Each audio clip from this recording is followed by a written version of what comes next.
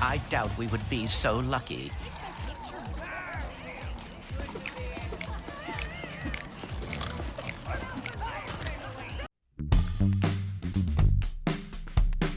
It's hard not to be won over by pretty much everything Ratchet & Clank Rift Apart tries to do and almost universally succeeds with. The first truly new game in the series since 2013's Into the Nexus, it's not only one of the most stunning games ever made, but also feels as close as any modern 3D platformer can get to capturing the wide-eyed wonder of playing Super Mario 64 for the very first time. It's magic, man, it's just magic. But is it worth you putting down 70 of your existence coupons for?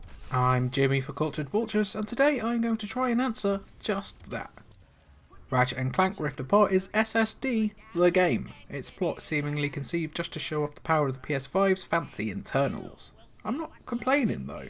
When Dr. Nefarious turns back up, comic book cackling his way through a parade for the duo, it's not long before the fabric of space and time is torn, leaving gorgeous new dimensions for you to explore almost at the drop of a hat. Hey! What did you do?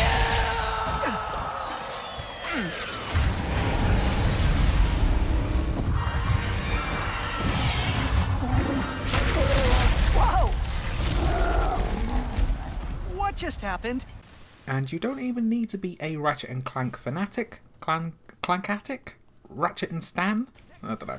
To dive right in and a smile to almost immediately cross your face. I've barely dabbled in the series since its PS2 days, I was more of a Jack guy, but thanks to the interdimensional hopping that acts as a soft reboot for many of the franchise's characters, you don't have to worry about being weighed down by generation-specific baggage. Rift Apart features characters from across the whole Ratchet canon, but with its own distinct riffs. It's a riff on Ratchet that gives Rift Apart its most unique twist though.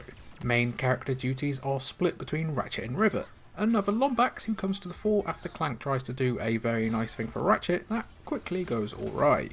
Rivet is the female counterpart to Ratchet with many of the same characteristics and plucky up and atom outlook, just with a tinge more attitude. She feels right at home in the franchise, and her interactions with Clank are super endearing, especially when he apologises to her for getting kidnapped early on and causing a giant hole in the wall in her hideout. There's lots of little details like these that really feel like Insomniac have put their all into these characters, evidenced by the charming conversations between them as they explore new worlds and hunt down collectibles. It's an organic way of building personalities, especially Rivet's, without it distracting from the fun of the action. Good luck not getting distracted by just how damn gorgeous this game is though. I mean, woo! You've probably read and seen a lot of praise for Rift Apart's visuals by now, almost bordering on hyperbole. As someone who really doesn't care all that much about fidelity, at all, even I was bowled over from one scene to the next. Everything you've heard is true. This is, gorgeous. Even in just performance mode for higher frames without the highest resolution or ray tracing, I was constantly floored by Rift Apart, whether it was a distant horizon, the ruffles of fur, or just how alive even the most seemingly mundane of environments felt. It's like somebody boiled the essence of Pixar, distilled it into a sugary drink, and then mainlined it directly into your eyeballs. I mean, just look how wowed I am in this clip. There's a seeker-pede right over my hideout. I haven't been out this far in a while. You can go from marvelling at one planet to the next in a matter of seconds too, thanks to the PlayStation 5's SSD. I was initially a bit disappointed that I couldn't just walk through a rift to instantly go to a brand new level, and it was more like slices of level instead, but then I got to a planet that seemed to be inspired by the best levels from Titanfall 2 and Dishonored 2. I won't spoil it here, but it's really one of those "so this is next gen" moments you won't soon forget. If you can stop ogling Rift Apart, there's plenty of content to tuck into with lots of variety too. Once you think you have the game figured out, along comes some new weapon, mini-level or mechanic to switch things up. Ratchet and Rivet can both use rifts to reach new places while in combat, but they can also travel through larger ones to collect new armor pieces, giving them buffs against specific enemies and much more. When you've shot your way through waves of goons, you might then play as a tiny robot spider pal who dives into an AI program or fly around atop a giant dragon creature to find them some nibbles. But it's not like you'll get bored of the main meat of Rift Apart either, the platforming action.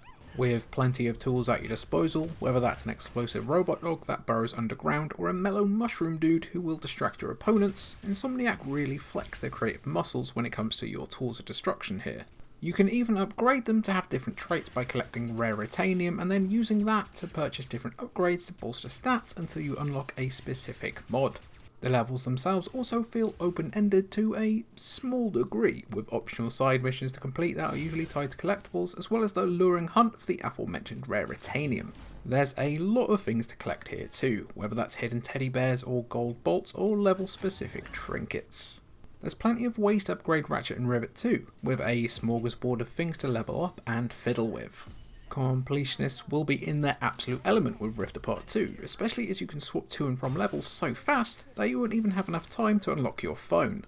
Scrolling through Twitter while waiting for things to load is going to be a weird habit to drop as this generation goes on. I mean, the depression won't even have time to set in if it keeps up like this.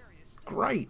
Now, if there's anything to ding Rift Apart on, and I really have to engage the critical side of my brain here because the monkey side that enjoys being alive and enjoying things is very dominant, it's that the basic platforming itself just doesn't feel all that great. Jumping from platform to platform has this disconcerting lightness to it, like you're leaping around without much heft at all. It works, yeah, but it always either feels weirdly weightless or finicky whether or not Ratchet or Rivet will make the jump, or even just grab the ledge. I am talking specifically about leaping up to things and jumping across things here. The rest of the manoeuvrability in this game is top notch, but just jumping just doesn't feel great. You may also struggle with the camera early on as it can feel a bit sluggish at spots, but once you're in the rhythm of the action, you'll likely not even notice it. Ratchet & Clank Rift Apart is the best possible proof though, as if any was needed, that the mascot platformer still has a lot to offer, and can and should be a system seller. Like the Mario, Sonics and Crash Bandicoots before it, Rift Apart beckons a new generation of gaming in an emphatic way and proves what this new tech is capable of, laying down a gauntlet for games over the next 5 years to pick up. If you've been asking yourself why you should buy a PS5, Rift Apart is the answer.